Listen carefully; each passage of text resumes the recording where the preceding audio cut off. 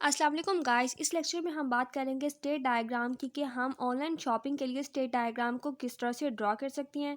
तो जब आप मेरे ये लेक्चर देखने के बाद आई एम श्योर कि आपको पता चल जाएगा कि किसी भी सिस्टम के लिए अब जब हमें स्टेट डायग्राम को ड्रॉ करना होगा तो हम किस तरह से ड्रॉ करेंगे। आप वो कंसेप्ट वो अंडरस्टैंडिंग वगैरह इस लेक्चर से ईजिली ले सकते हैं। तो गाइस OOAD से रिलेटेड ये हमारा ऐसा लेक्चर है जिसमें हम स्टेट डायग्राम को ड्रॉ करेंगे for the online shopping. So let's start. हाँ गाइस, एक इंपॉर्टेंट बात वो ये है कि जो स्टेट डायग्राम होती है वो हमारी एक्टिविटी डायग्राम के सिमिलर होती है। तो इससे पहले मैंने एक्टिविटी डायग्राम्स की कुछ वीडियोस अपलोड किए हैं, तो आप उनको देखें कि एक्टिविटी डायग्राम किस तरह से ड्रॉ की जाती है। उसके बाद हम बात करेंगे स्टेट डायग्राम की। सो लेट्स स्टार्ट कि हम स्टेट डायग्राम को किस तरह से ड्रॉ करते हैं। बिल्कुल एक्टिविटी डायग्राम की तरह स्टेट डायग्राम को हम एक थिक डॉट से स्टार्ट करते हैं।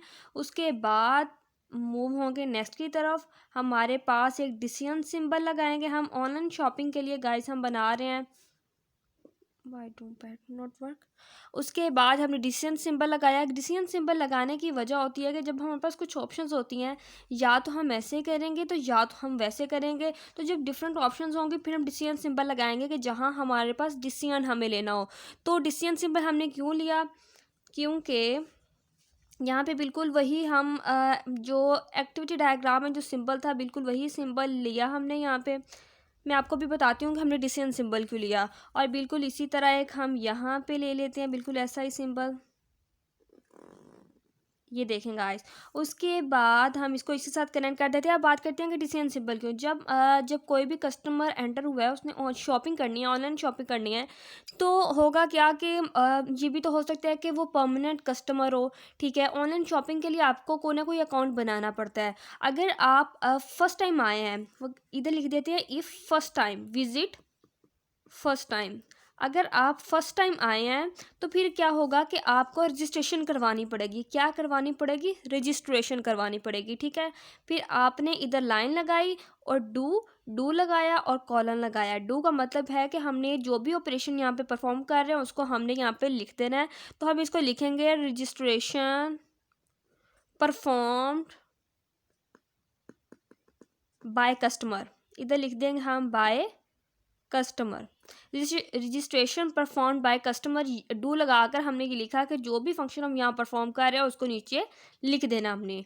और अगर उसका ऑलरेडी कोई अकाउंट है, मतलब वो एक परमानेंट कस्टमर है, तो हम इधर लिख लेते हैं इफ़ हैव अकाउंट। अगर ऑलरेडी उसका कोई अकाउंट है यानी वो परमानेंट कस्टमर है, तो फिर क्या करेगा वो? ऑफ कोर्स उसको लॉगिन करेगा। उसके लिए उसको रजिस्ट्रेशन करवाने की ज़रूरत नहीं है, बल्कि वो अपने अकाउंट को लॉगिन करेगा। तो बिल्कुल इसी तरह हम लिखेंगे डू कॉलन और लॉगिन बाय कस्टमर। अब बात करते हैं नेक्स्ट क्या हो सकता है। तो नेक्स्ट आप देखें कि हम जब लॉगिन कर लिया यूज़र ने और रजिस्ट्रेशन कर की है, फॉर एग्जांपल फर्स्ट टाइम आया है कस्टमर, फर्स्ट टाइम आया है, उसने रजिस्ट्रेशन किया। रजिस्ट्रेशन करने के बाद फिर वो लॉगिन करेगा, और अगर उसका पहले ही अकाउंट है तो फिर वो सिंपल लॉगिन कर लेगा। ठीक है, अब बात करते हैं नेक्स्ट क्या होगा। तो नेक्स्ट हमारे पास एक डिसीजन सिंबल होगा। डिसीजन सिंबल मैंने आपको बताया है कि क्यों लगाते हैं हम। डिसीजन सिंबल लगाया, डिसीजन सिंबल के बाद वो करेगा क्या कि आइटम्स को सर्च करेगा। तो बिल्कुल उसी वे में हम बताते हैं, मैं आपको बता रही हूँ कि कौन सा सिंबल यूज़ होगा। जो कि हम एक्टिविटी डायग्राम में सिंबल यूज़ कर रहे थे बिल्कुल वही करेंगे। वो करेगा क्या कि आइटम्स को सर्च करेगा उसको बाय करने से पहले। तो हम यहाँ पे लिख देंगे सर्च। ठीक है, तो डू ऑपरेशन में लिख देंगे, सॉरी, डू ऑपरेशन में हम लिख देंगे कि आइटम्स सर्च्ड बाय कस्टमर। ठीक है, कि आइटम जो है उनको सर्च किया है, कस्टमर ने उनको सर्च किया है। सर्च करने के बाद हम नेक्स्ट मूव करेंगे एक डिसीजन सिंबल की तरफ। जब इसकी गाइस आप एक दो दफ़ा प्रैक्टिस करेंगे तो ये ऑफ कोर्स आपको पता चल जाएगा कि इसमें कैसे कैसी चीज़ें हो रही हैं। हमने डिसीजन सिंबल की तरफ मूव किया है, और डिसीजन सिंबल की तरफ मूव इसलिए किया है कि हो सकता है कि जो आइटम जो कस्टमर सर्च कर रहा है उसे मिले, और हो सकता है उसे ना मिले। अगर तो वो उसको नहीं मिली तो फिर क्या होगा? दोबारा वो सर्च करेगा। तो हम मूव करेंगे इफ़ नॉट फाउंड, तो वो दोबारा सर्च करेगा उस चीज़ों को, फिर नहीं मिली तो फिर वो दोबारा सर्च करेगा। तो यहाँ पे एक लूप लग जाएगा इसके लिए। लेकिन अगर वो चीज़ें मिली हैं तो फिर वो कहाँ मूव करेगा?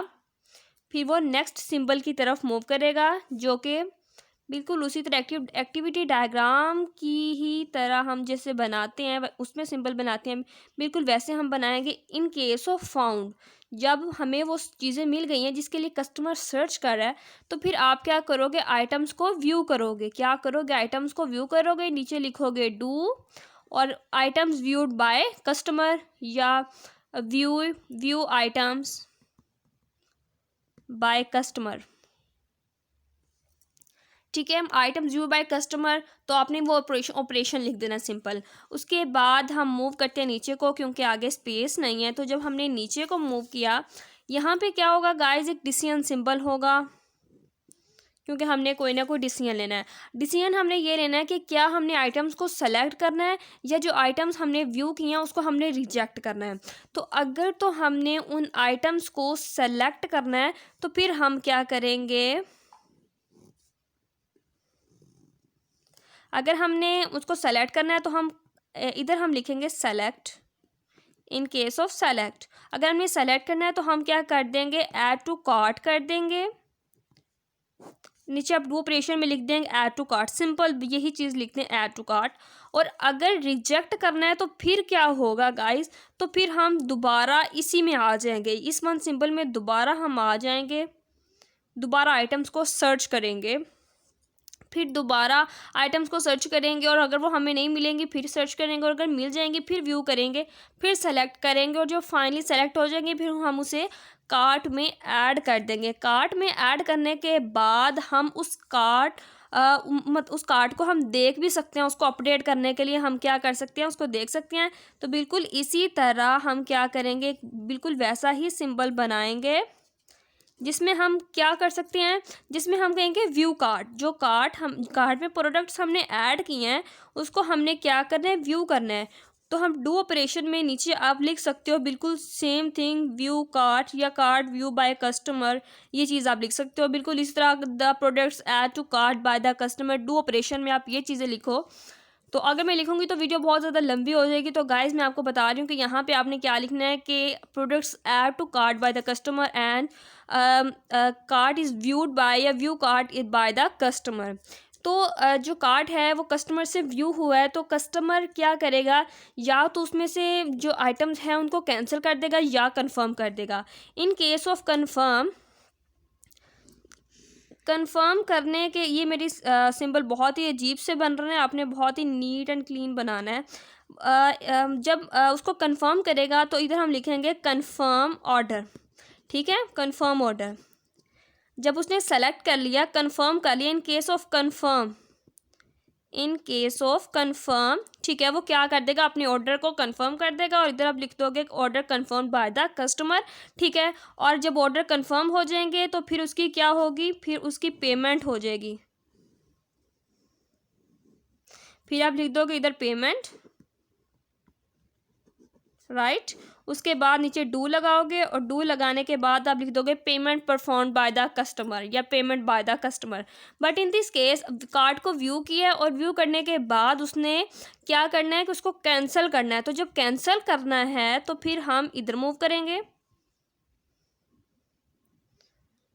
तो जब कैंसिल करना है तो हम इधर आइटम्स, या इन केस ऑफ कैंसिल, जब कैंसिल करना है तो आइटम्स को क्या करोगे, रिमूव करोगे, रिमूव आइटम्स। नीचे लाइन लगाएंगे, डू लगाएंगे, डू में उसको ऑपरेशन बताएंगे, item remove by the customer. तो फिर जब हमने आइटम्स को सारी रिमूव कर दिया कि भाई हमें ये प्रोडक्ट चाहिए ही नहीं है, तो फिर यहाँ से हमारा एक लूप चलेगा। ओहो, बिल्कुल स्ट्रेट जाना आपने, यहाँ से हमारा एक लूप चलेगा, और वो कहाँ पे जाएगा, यहाँ पे जाएगा। यहाँ पे क्यों जाएगा, जब हमने सारी प्रोडक्ट्स जो ऐड की थी कार्ट में, हमने उसको रिमूव कर दिया। रिमूव करने के बाद फिर हम यहाँ पे आए कि चलो दोबारा सर्च करो कि क्या कौन सी प्रोडक्ट्स आपने लेनी है, शॉपिंग करनी है तो कोई प्रोडक्ट्स लेनी है, आपने वो कैंसिल करवा दी सारी प्रोडक्ट्स जो आपने ली हैं, तो फिर लेनी कौन सी है। तो दोबारा हम सर्च वाले पे आ गए, डिसीजन सिंबल पे।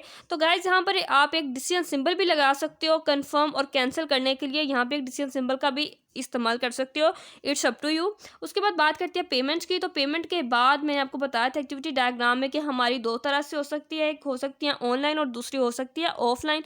तो ऑनलाइन के केस में आपको क्या करना है, बिल्कुल उसी तरह से हम सिंबल बनाएंगे, और ऑफलाइन के केस में हमें क्या करना है, बिल्कुल जैसे एक्टिविटी डायग्राम में किया था वैसे ही हम सिंबल बनाएंगे, लेकिन स्टेट डायग्राम में हम नीचे ऑपरेशन लिखते हैं, एक्टिविटी डायग्राम में हम ऑपरेशन नीचे नहीं लिखते हैं। अच्छा, अब बात करते हैं ऑनलाइन के केस। ये है ऑनलाइन और ये है ऑफलाइन, ठीक है, ये ऑफलाइन है और ये है ऑनलाइन। तो ऑनलाइन के केस में हम क्या करते होते हैं गाइस, हम क्रेडिट कार्ड के थ्रू पेमेंट करते हैं। किसके थ्रू करते हैं, क्रेडिट कार्ड के थ्रू पेमेंट करते हैं, ठीक है।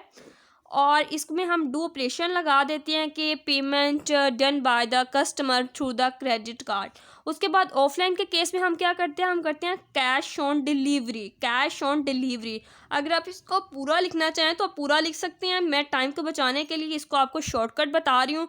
उसके बाद आपने डू ऑपरेशन लिखना है, डू लिखना कंपलसरी है, कॉलन लगाया, उसके बाद आपने कहना है cash on delivery done by the customer या cash on delivery by customer. ये चीज़ आपने यहाँ पे लिखनी है जो कि मैं बोल रही हूँ। उसके बाद बिल्कुल एक्टिविटी डायग्राम की तरह हम इधर मूव करेंगे।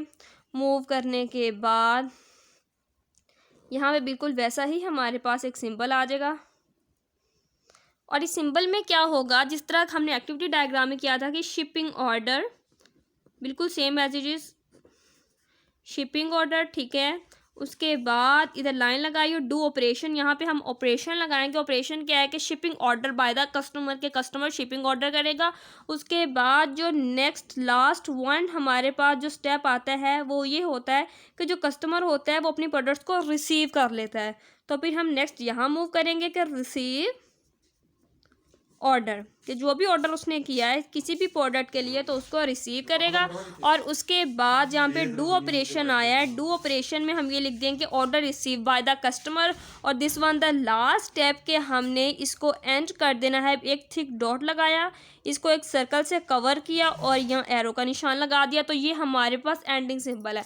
तो गाइज ये थी हमारी आज की state diagram for the online shopping, जो कि हमारी एक्टिविटी डायग्राम से काफ़ी रिलेट करती है। सबसे पहले हमारे पास स्टार्टिंग सिंबल है, फिर हमने डिसीजन सिंबल लगाया कि हो सकता है जो कस्टमर है वो फर्स्ट टाइम आ रहा हो, या हो सकता है कि उसका ऑलरेडी अकाउंट हो। अगर वो फर्स्ट टाइम आ रहा है तो रजिस्ट्रेशन होगी, रजिस्ट्रेशन के बाद वो लॉगिन करेगा, लेकिन अगर ऑलरेडी उसका अकाउंट है तो वो क्या करेगा, सीधा डायरेक्ट आके लॉगिन ही करेगा, वो रजिस्ट्रेशन नहीं करेगा। उसके बाद हमने डिसीजन सिंबल लगाया उसको सर्च करने के लिए, फिर आइटम यहाँ पे आप ना भी लगाएं तो इट्स ओके। तो यहाँ पर आइटम वगैरह को अगर आप यहाँ पे डिसीजन सिंबल नहीं लगाते हैं तो ये जो पॉइंट्स आपके यहाँ पे मैच हो रहे हैं फिर आप यहाँ मैच करोगे।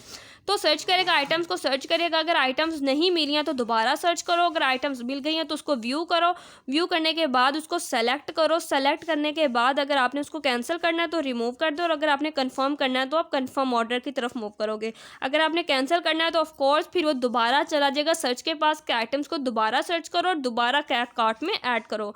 ऑर्डर को कंफर्म किया, इन केस ऑफ कंफर्म फिर पेमेंट की, पेमेंट ऑनलाइन भी हो सकती है ऑफलाइन भी हो सकती है, शिपिंग ऑर्डर को रिसीव किया, उसके बाद this one the ending symbol, और यहाँ पर हमारी ये जो स्टेट डायग्राम है ये कंप्लीट हो गई है। तो गाइस अगर आपको मेरी वीडियो अच्छी लगी तो लाइक और कमेंट करना बिल्कुल ना भूलिएगा, और मेरे चैनल को सब्सक्राइब लाजमी कर दीजिएगा।